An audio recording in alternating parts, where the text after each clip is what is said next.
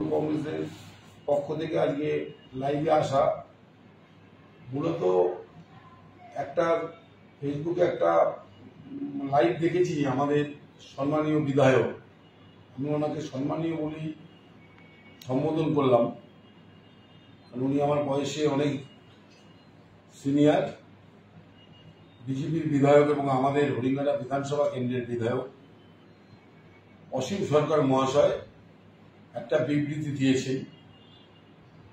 আমি প্রথমেই ওনাকে প্রশ্ন করতে চাই, আপনি বিধায়ক হয়েছেন প্রায় 4.5 বছর অতিক্রান্ত হয়ে গেল, এতদিন পরে আপনার মনে পড়েছে যে হরিঙ্গাটা বিধানসভায় বা হরিঙ্গাটা পৌরসভায় আপনাকে কিছু কাজ করা দরকার? এতদিন আপনি কোথায় ছিলেন? আমরা বিগত বৎসরগুলোতেও দেখেছি আমাদের এখানকার বিধায়ক ছিলেন, উনি বিভিন্ন সময় প্রতি বৎসরই আমরা বিভিন্ন জায়গায় বিধায়ক কোটার মাধ্যমে স্কুল বিল্ডিং, হাইমার্স লাইট, রাস্তা সম্প্রসারণ, আমাদের ছট পুজোর ঘাট, একাধিক উন্নয়নমূলক কাজ কিন্তু আমরা বিধায়কের তরফ থেকে করেছি। কিন্তু আমার হরিঙ্গাটা শহরের পক্ষ থেকে আপনার কাছে কিছু প্রশ্ন রইল বা আপনার দলের কাছে কিছু প্রশ্ন রইল যে এখান থেকে হরিঙ্গাটা বিধানসভা কেন্দ্র থেকে আপনি নির্বাচিত হয়েছেন বিধায়ক হিসাবে এবং আপনার দলেরই সাংসদ শান্তনু ঠাকুর, ওনাকেও আমি একই প্রশ্ন করতে চাই। উনিও এখানকার মানুষের থেকে ভোট নিয়ে উনি সাংসদ হিসাবে নির্বাচিত হয়েছেন।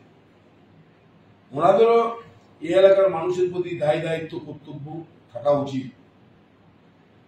আপনারা শুধু ভোটের সময় আসেন আর সোশ্যাল মিডিয়ায় আসেন, পেপারে আসেন, টিভিতে আসেন, শুধু প্রচারে থাকতে চান। আপনারা ফিজিক্যালি মানুষের সঙ্গে আপনারা নেই, আপনাদের দলও নেই, আপনারাও নেই। আমরা কোনোদিন দেখিনি কোনো এলাকার মানুষ যদি বিপদে পড়ে তার পাশে আপনারা গিয়ে দাঁড়াতেন, অথচ ভোটের সময় পরিযায়ী পাখির মতো মানুষকে এসে বড় বড় ভাষণ দেন, বড় বড় বুলি দেন আর হিন্দু ধর্মের দোহাই দেন। হিন্দু ধর্মটা কি আপনার প্রত্যেক ধর্ম নাকি? আমিও নিজে হিন্দু।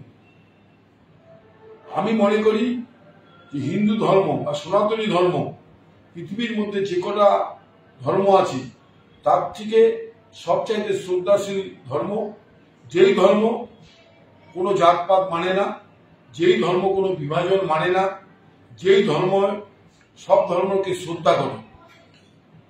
আমি আপনাদের কাছে দেখলাম বিজুয়া নেতা আছেন, মন্ত্রী বিধায়ক আছেন, আপনারা শুধুমাত্র সাধারণ মানুষকে, হিন্দুদেরকে কি নিজের খেলনা পেয়েছেন নাকি? কোন কাজটা আপনি করেন আপনারা হিন্দু ধর্মের? কোন কাজটা করেন আপনারা হিন্দু ধর্মের? অথচ সাধারণ মানুষগুলোকে, হিন্দু ধর্মের মানুষগুলোকে আপনারা প্রভাবিত করে একটা অশান্তির বাতাবরণ ভারতবর্ষ তথা বাংলায় করছে। বিভাজনের রাজনীতি বন্ধ করুন। উন্নয়ন বিধায়ক হিসাবে নির্বাচিত হয়েছেন, আসুন মানুষের কাজ করুন, মানুষের খোঁজখবর নিন। আপনার 4.5 বছর পরে মনে হলো যে আপনি হরিঙ্গাটা বাসীর জন্য কাজ করা উচিত, আপনি হট করে হরিঙ্গাটা পৌরসভার চেয়ারম্যানের নামে আপনি ব্লেম দিচ্ছেন যে উনি কাজ করতে দেননি। আপনি কবে এসেছেন হরিঙ্গাটা পৌরসভায়? হরিঙ্গাটা চেয়ারম্যান ভাইস চেয়ারম্যানের সঙ্গে দেখা করতে কবে এসেছেন যে আমি এখানে কাজ করতে চাই বা এখানে একটা ফান্ড দিতে চাই? কে বারণ করেছে? আমরাও তো চাই। আমরা এলাকায় বিভিন্ন মিটিং মিছিলে বলি যে একটা কাউন্সিলর যা কাজ করতে পারে একটা বিধায়ক তার থেকে 5 গুণ বেশি কাজ করতে পারে। কি করেছেন আপনি বিধায়ক করার টাকা দিয়ে? ঘরে বসে বসে ওপরে সেভিং করে স্কিম করে পয়সাগুলো ঘরে তোলা ছাড়া আপনারা কিছুই করেননি।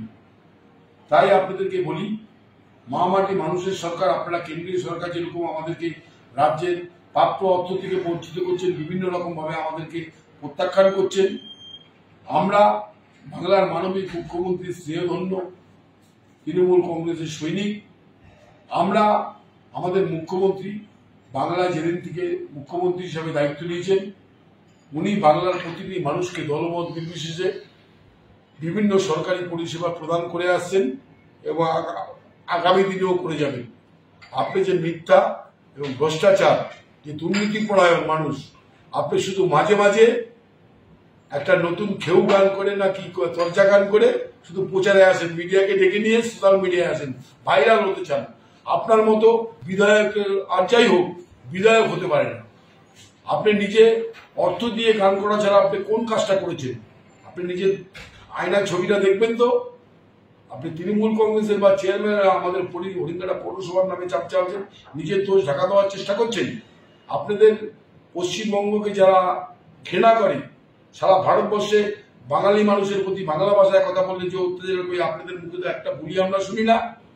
আপনি নিজে বাঙালি না? আমার তো মনে হয় না আপনি বাঙালি না।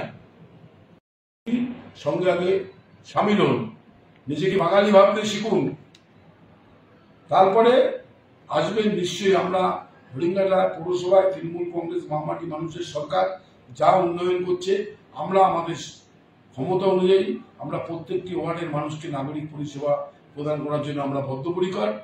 আপনি যদি উন্নয়ন করতেই হতো আপনি আমাদের পৌরসভায় আসতেন বা আপনি সরকারের সঙ্গে প্রশাসনিকভাবে ডিএম এর সঙ্গে যোগাযোগ করতেন। আমার কাছে যেটুকুনি খবর আছে আপনি এগুলো কোনো কিছুই করেননি। আপনি শুধু প্রচারে আসার জন্য খেউ গান চর্চা গান কিছু বানিয়ে আমাদের নেত্রী যিনি মানুষের সেবায় সবসময় নিয়োজিত থাকেন তার নামে কুৎসা অপপ্রচার ছাড়া আর হিন্দু ধর্মকে বদনাম করা ছাড়া আপনারা কোনো কিছুই জানেন না। তাই আগামী দিনে মানুষের যোগ্য জবাব দেবে 2026 সালে বিধানসভায়। মানুষ আপনাকে আরেকবার চিন্তা করবে যে এই ধরনের নির্বোধ মানুষকে যে শুধুমাত্র নির্বাচিতই হয়েছেন, আমাদের কোনো সুখে দুঃখে শরিক হননি, সেই ধরনের মানুষকে আগামী নির্বাচনে নিশ্চয়ই প্রত্যাখ্যান করবে। এইটুকুনি কথাই শুধু বলে রাখলাম। নমস্কার।